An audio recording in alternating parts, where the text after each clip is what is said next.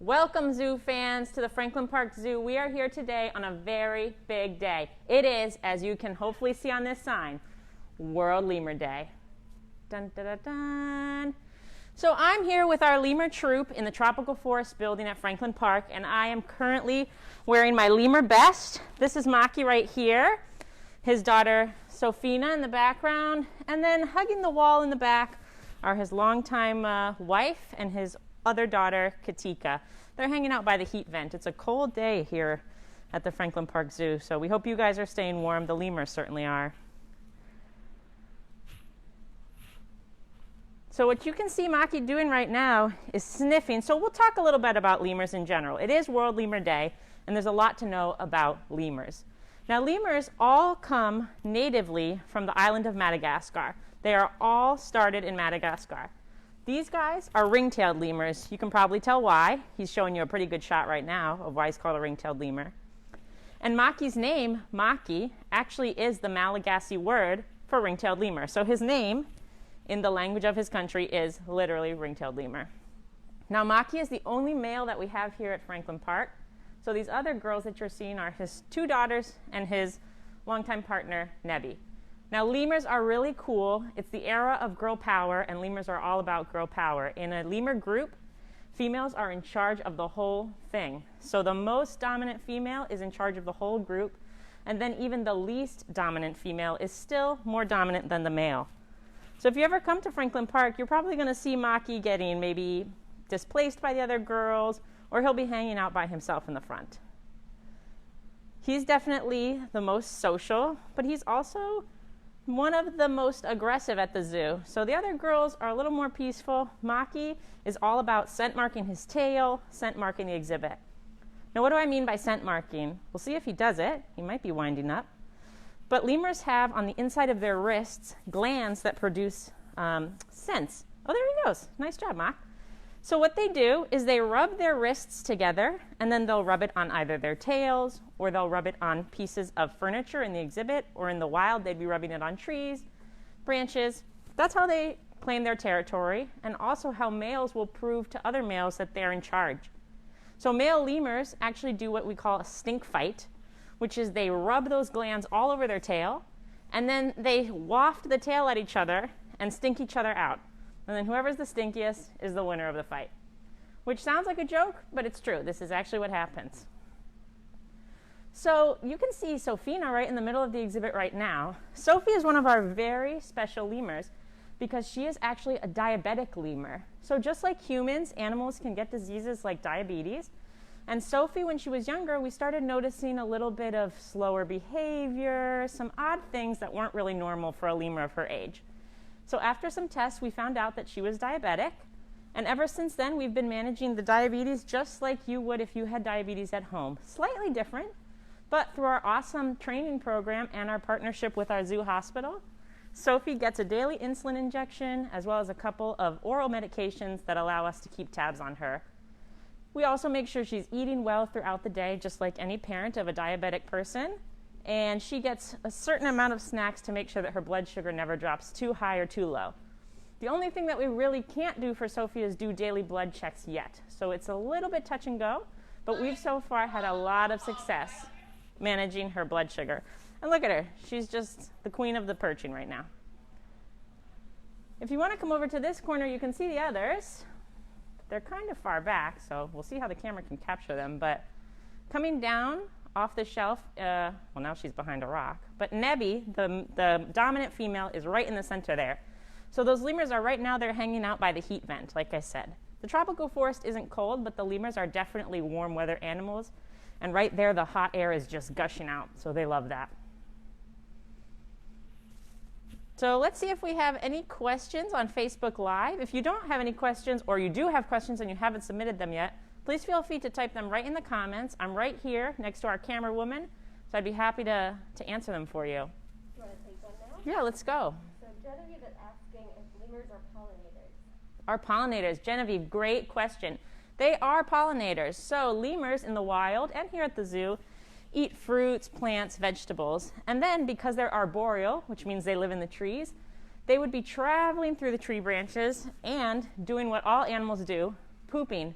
which the poop then lands on the florist floor, and that actually serves as a form of pollination. So they're dropping seeds in pieces. They also are kind of messy eaters. If I give Sophie a piece of carrot, sometimes she'll chomp it up and kind of spit little pieces out. So that's another way the seeds can drop. It's not all a poop party. Martha wants to know, are they easy to train? Well, that's a good question, Martha. There are many different lemurs in this world. There are many different species, and they also have their own individual personalities.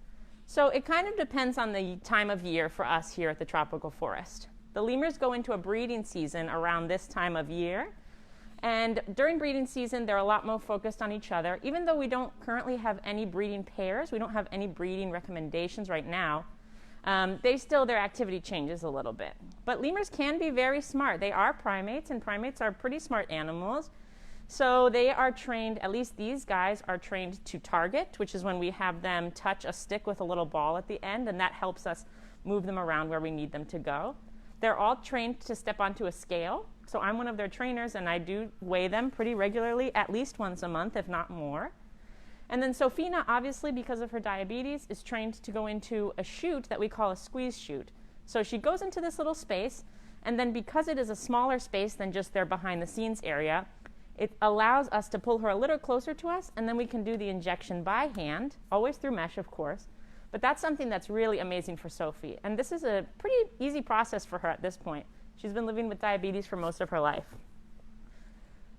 Eliza is asking, what are their favorite treats? These guys are big fans of anything that is sweet, which is why Sophie has a little bit of a problem, right? Lots of primates love fruit. So these guys love apple, grapes, raisins. They like peanuts.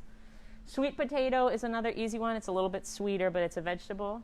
In their regular diet, they get carrots, they get green beans, they get celery, and then they get, just like most animals in the zoo do, what we call a chow. So it's a formulated biscuit, kind of like you would feed a dog or a cat dog and cat food.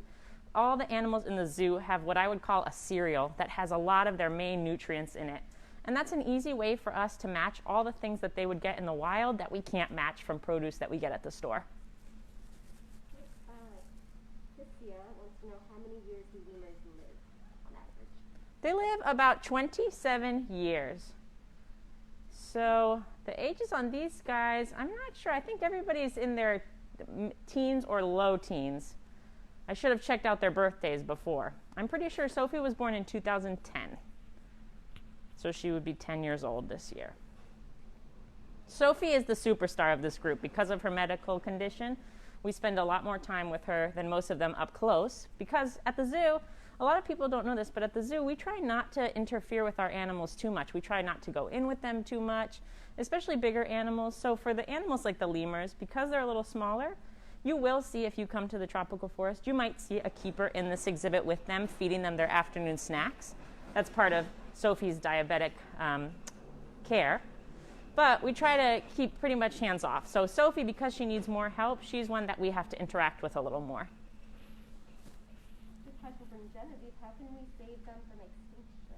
Well, a thing that a lot of people say when they come to the zoo that I hear that makes me a little nervous is, oh, they're so cute, I wish I had them as a pet. And having a lemur as a pet is probably the worst idea you could ever have. A lot of people like ringtails especially because they were made popular with King Julian and the I Like to Move It song. So everybody thinks, oh, they're so funny, they're so cute. Like I said, these guys are super stinky, they're always marking something, and they are wild animals. They are not meant to be in your house.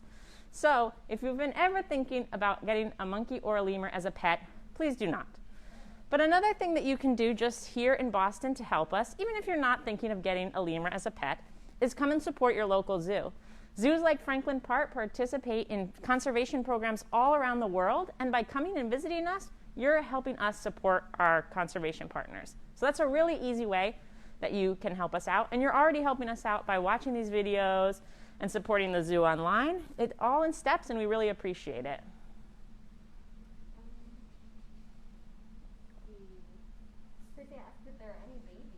We currently don't have any babies. So like I said, the two youngest here are sisters, and they do have older siblings and younger siblings who have since moved on to other zoos.